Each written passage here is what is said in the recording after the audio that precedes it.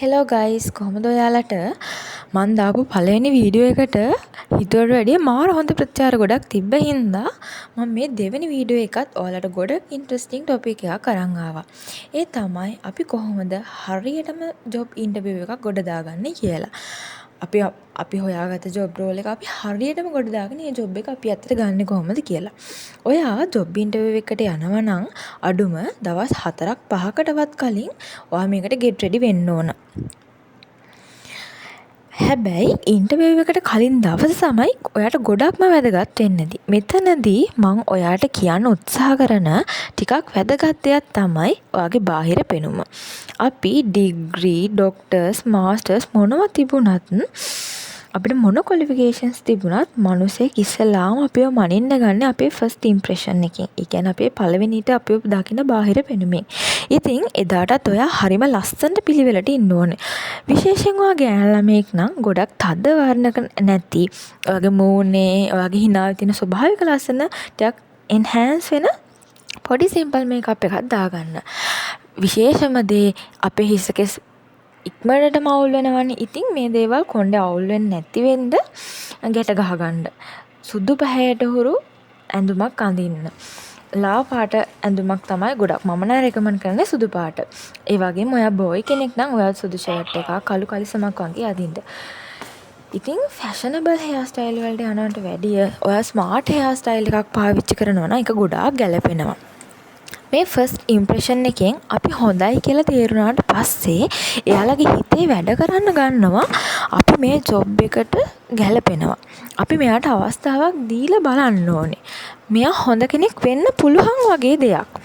මේ දේවල් වලට අමතරව ඔයා ඊට කලින් ඔයාගේ ජොබ් රෝල් එක ගැන, කම්පැනි හිස්ටරි එක ගැන, වැඩ කරන කට්ටිය ගැන, මැනේජර්ස්ලා ගැන හොයලා බලලා තියාගන්න ඕනේ. ඒ වගේම මේකේ CEO කවුද? ඊට පස්සේ මේ කම්පැනි එකේ ස්ට්‍රක්චර් එක මොන වගේද? සොසයිටි එකට මොන වගේ සර්විස් එකක්ද දෙන්නේ? මේක ෆවුන්ඩ් කරලා තියෙන්නේ කොයි කාලේ වගේද? උතුර ෆවුන්ඩර්ස්ලා කවුද? කොච්චර ලොකු හිස්ටරි එකක් තියෙනවද? මේ වගේ දේවල් ඔයා දැනගෙන ඉන්න ඕනේ. ඊට පස්සේ තවත් වැදගත් දෙයක් තමයි ඔයාගේ ක්වොලිෆිකේෂන් ෆයිල් එක ලස්සනට පිළිවෙලට ෆයිල් කරලා තියෙන්න ඕනේ. දූවිලි වැදිච්ච, අපිලිවෙල වෙච්ච ෆයිල් එකකට වැඩිය ලස්සනට පිළිවෙලට තියාගන්න ෆයිල් එකක් ඔයා මේන්ටේන් කරන්න ඕනේ. මේක කළු පාට ෆයිල් එකක් නම් ගොඩාක් වැදගත්. හරිම හොඳයි ඒ කළු පාට එකක් වෙනවා.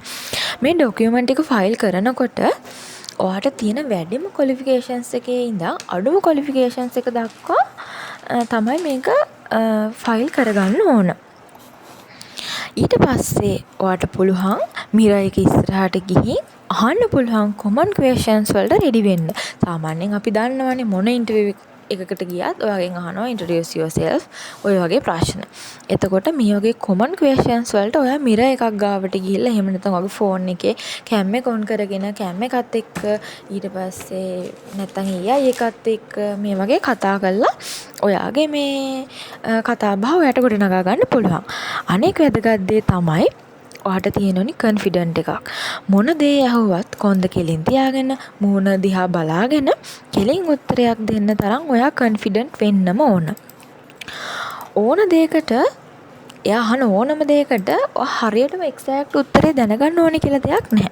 ඔයා උත්තරේ දන්නේ නැත්නම් ඔයා ඒක දන්නේ නැහැ වෙනුවට ඒ ගැන මන් තව ටිකක් හොයලා බලන්න ඕනේ වගේ ස්මාර්ට් උත්තරයක් දෙන්න අමතක කරන්න එපා. ඔයාගේ උගත්කම, ඔයා ගත උත්සාහය, ඔයා නිදිමර ප්‍රයවල් ගණන, ඊට පස්සේ ඔයාගේ අම්මා තාත්තා ඔයාගේ ඩ්‍රීම්ස් වලින් කොච්චර මහන්සි වුණාද කියලා ඔයාගේ කාලයේ වටිනාකම ඇත්තටම දන්නේ ඔයා. අන්න ඒ නිසා එයාලා ඔයාගෙන් සැලරි එක ගැන අහනකොට පැකිලෙන්නේ නැතුව එයාලටත් සාධාරණ ඔයාටත් සාධාරණ ගානකට එන්න. තවත් වැදගත් දෙයක් තමයි අයි කන්ටැක්ට් එක කියන්නේ. මිනිස්සෙක් ඉන්ටර්විව් එකකට වුණත් වෙන මොනවා හරි තත්යකදී වුණත් මිනිස්සෙක් දිහා කෙලින් බලාගෙන දෙයක් කතා කරන්න අපිට ඇත්තටම කොන්ෆිඩන්ට් එකක් තියෙන්න ඕනේ. මෙතනදී අයි කන්ටැක්ට් එක කියලා ගත්තාම මම ඔයාලට පොඩි ට්‍රික් එකක් කියලා දෙන්නම්.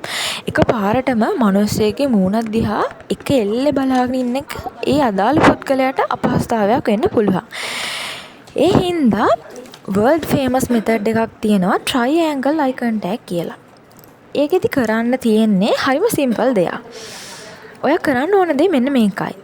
ඔයාගෙන් අහන ප්‍රශ්නවලට මුහුණ දිහා එක එල්ලේ බලාගෙන කතා කරගෙන යනවා වෙනුවට වම් ඇහැ, දකුණු ඇහැ, කට.